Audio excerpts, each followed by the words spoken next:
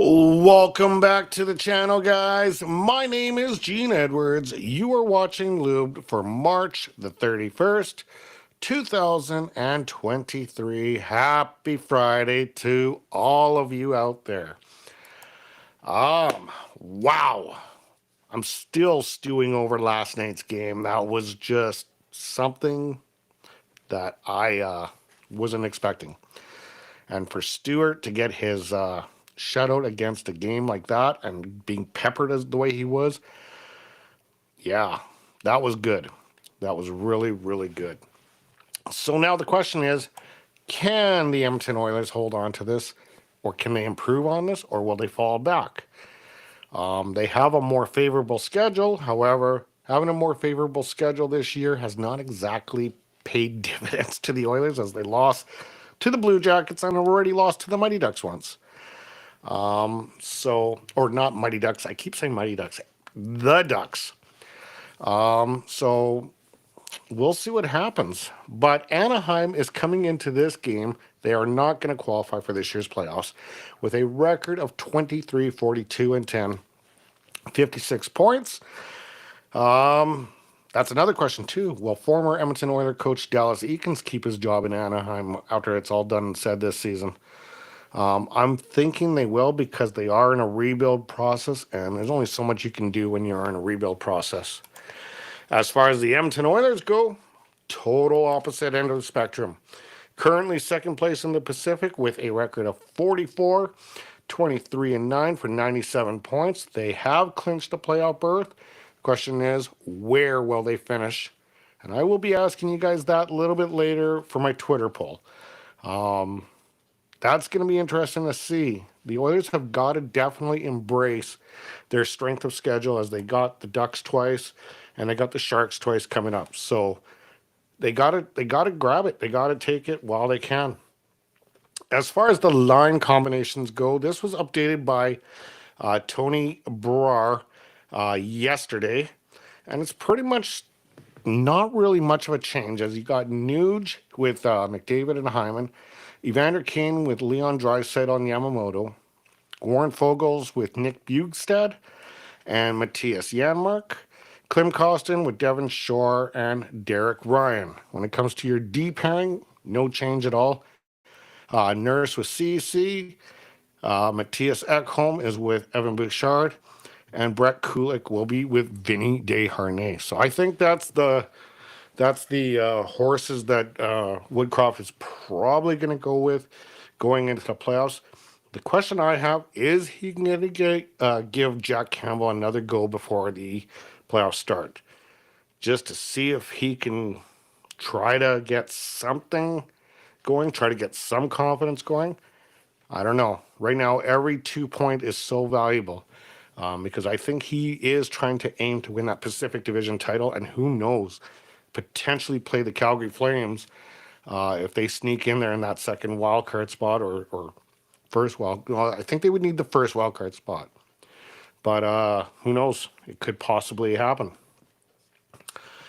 Okay, let's go into the injuries, and I do have some information when it comes to Ryan McLeod, as I looked it up earlier today. Back when they played Ottawa a few weeks back, he had a bit of a collision with Eric Brownstone of the Senators, and he was pulled from that game for precautionary reasons. And that's Jason Greger reporting for OilersNation.com. And he hasn't really played since. So there is a lot of indication he has some sort of upper body injury of some sort. Usually when it's a hit, it's usually concussion related, but it could be shoulder related. Who knows? But that's the only information I got as far as McLeod goes going into this. As far as the Ducks go, Jamie Drysdale is out, Vakanayan is out, Hendrick is out, and Stolarz is out. And their two big guns, Troy Terry and Trevor Zegras, are listed as day-to-day. So if they don't play tomorrow, if their two big guns don't play tomorrow and the Oilers lose, I'm not going to be a happy person tomorrow. But I don't think they're going to lose. I really think the Oilers now are starting to come together. They know what is in stake. They know they got a real good chance, and they are actually a legit Stanley Cup contender. And I can say that for the. I've always said that, like I always believe in them, but I think this time this is just a little bit more than belief. This is a real strong team. Okay, when it comes to the game within the game, so the Oilers did manage to get a wee bit of retribution as they defeated the Ducks back in January 11th to be exact, by a count of 6-2. But they did lose December 17th by a count of 4-3, and I definitely recall doing that video. I was not a happy person. And rightfully so, guys. Like, I mean, how does a team beat the Boston Bruins but lose to the Ducks and lose to Columbus? It just sometimes just doesn't make sense, and I'm sure you guys can definitely agree with me on that. So during that game, Connor McDavid got 1 goal, 1 assist. He was the first star. Klim Kostin had 2 goals, second star, and Sam Carrick for the Ducks was the third star with one goal. Now, going forward into tomorrow's game, the stats haven't really changed for the Oilers. They are still first in a lot of their respective areas. However, when I look at the Anaheim Mighty, or I keep calling them Mighty Ducks. Sorry, guys. The Anaheim Ducks, and that's exactly what they are, because they're definitely not mighty anymore.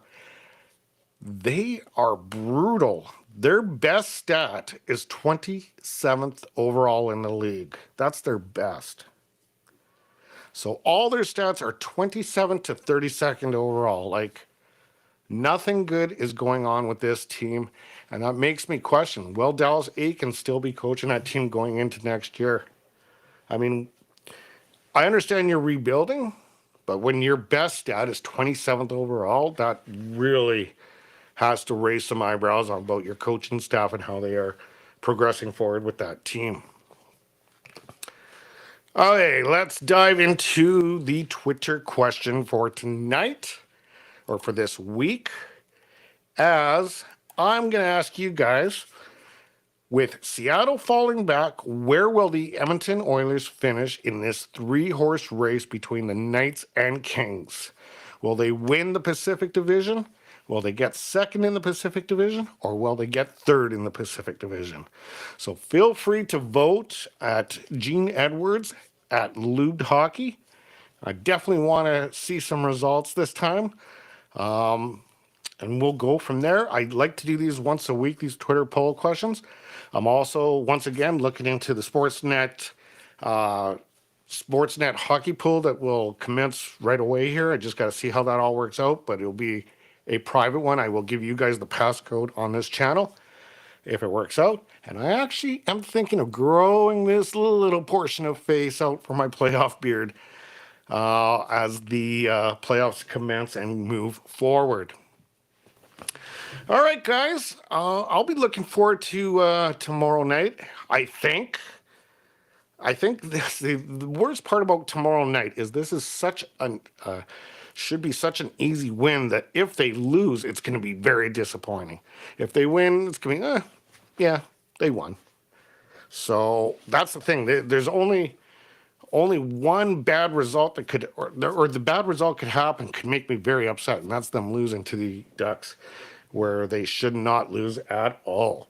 Anyway, guys, if you are witnessing this channel for the very first time and like the content that I bring you, come join me live, and I will answer your questions or post your comments live when we do it. But if you like what the content that I bring, feel free to hit that like, share, and subscribe button. As for the rest of you guys, as always, stay happy, or stay healthy, and stay hydrated. You guys have yourself an amazing evening. Enjoy your weekend. We'll talk soon, guys.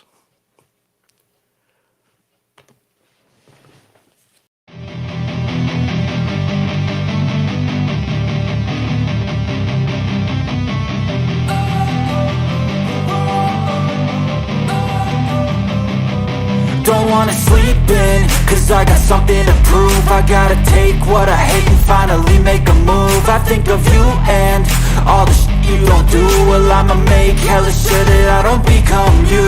I have no regrets,